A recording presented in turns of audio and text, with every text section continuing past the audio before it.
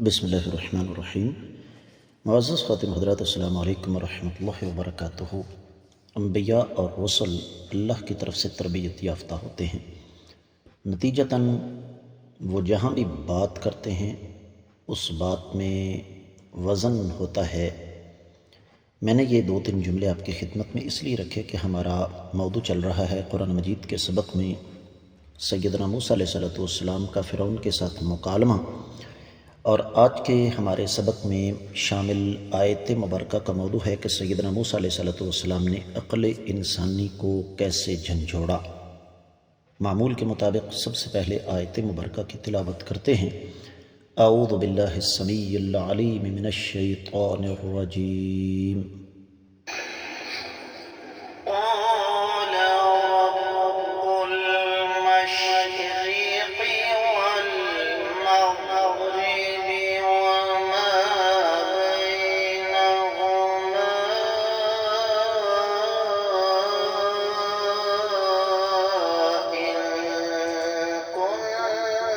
كنتم تعقلون.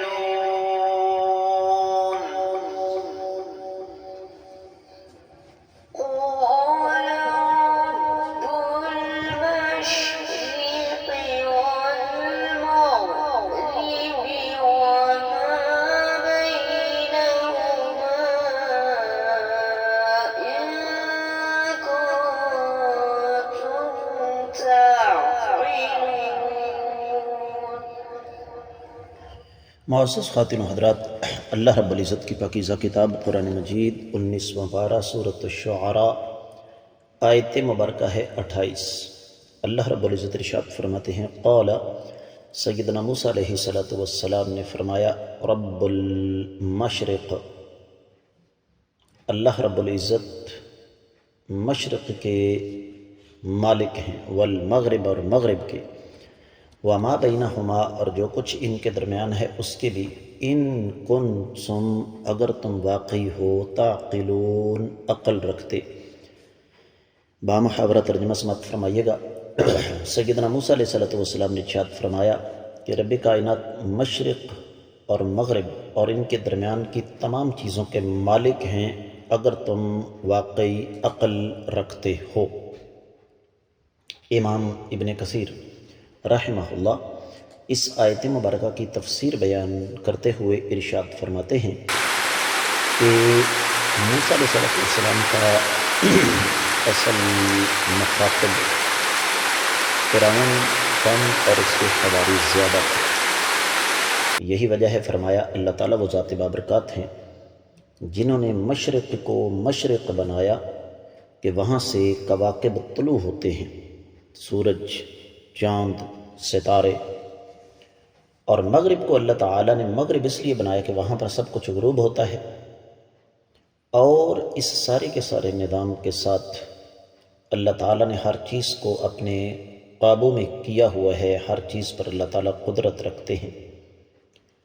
بین السطور بقول امام ابن کثیر رحمۃ اللہ علیہ،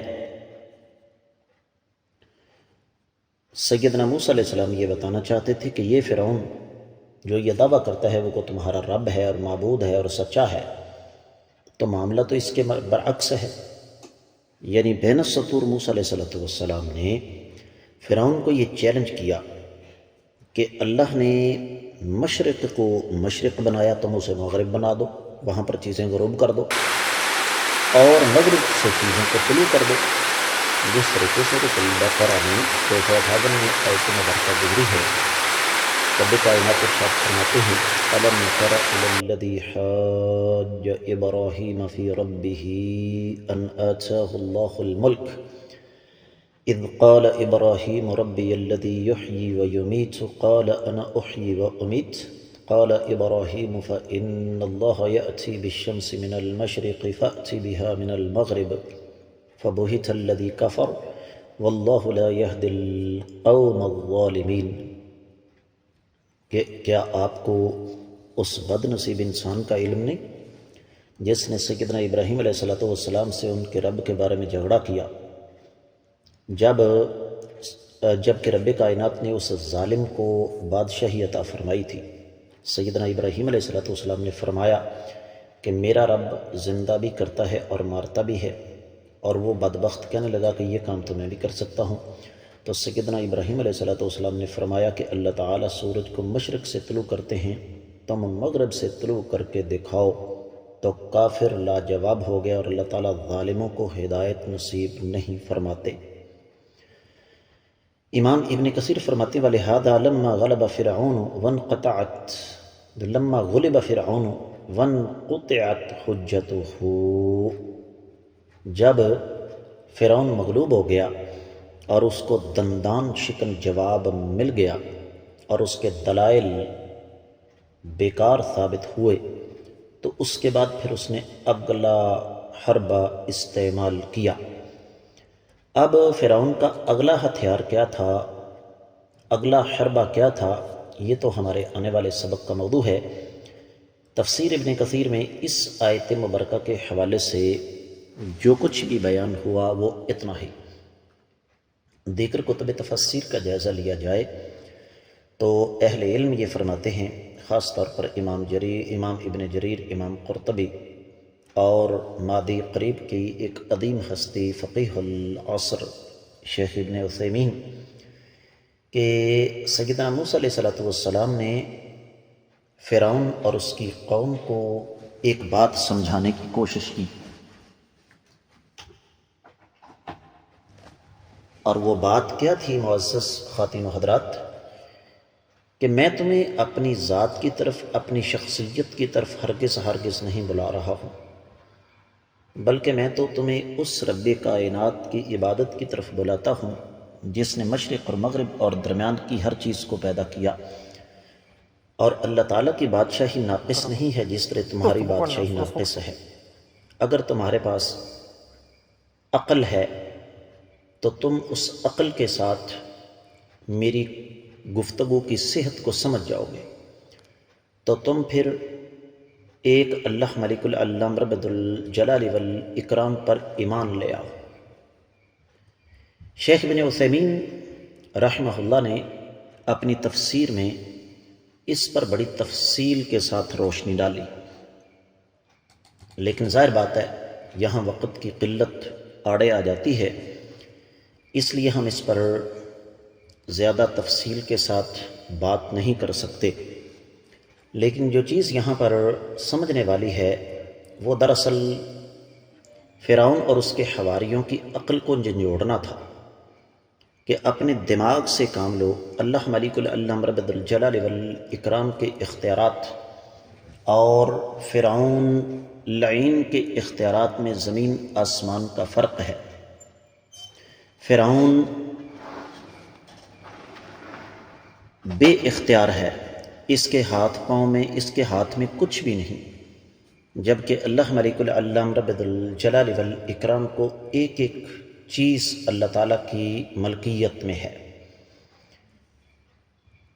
اور یہاں پر مختلف کتب تفاسیر میں اس حوالے سے بڑی تفصیل بیان ہوئی ہے، اختصار کے تقاضے آگے بڑھنے کی راہ میں رکاوٹ ہیں۔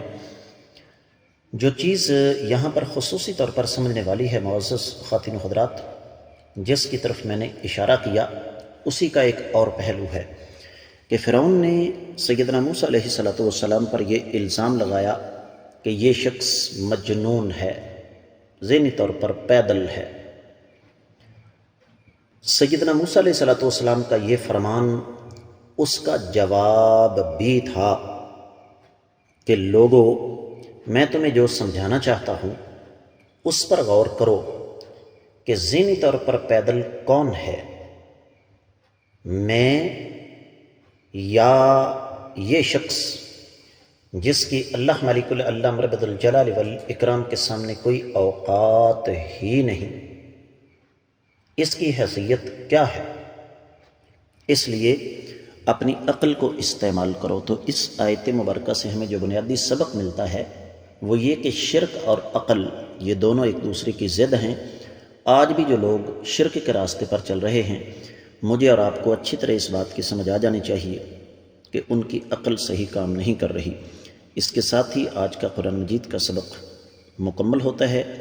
اجازت دیجیے، السلام علیکم ورحمۃ اللہ وبرکاتہ۔